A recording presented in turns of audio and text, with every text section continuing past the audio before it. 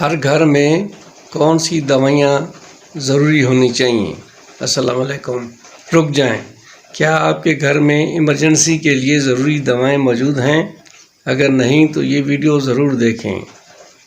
ہر گھر میں ایک بیسک فرسٹ ایڈ باکس ہونا چاہیے۔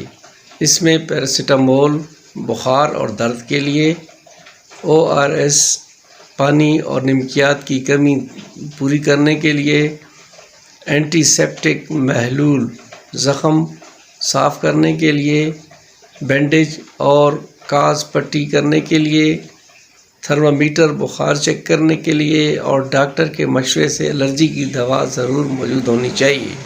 لیکن یاد رکھیں، اینٹی بائیوٹک یا کسی بھی نسخے والی دوا ڈاکٹر کے مشورے کے بغیر ہرگز استعمال نہ کریں۔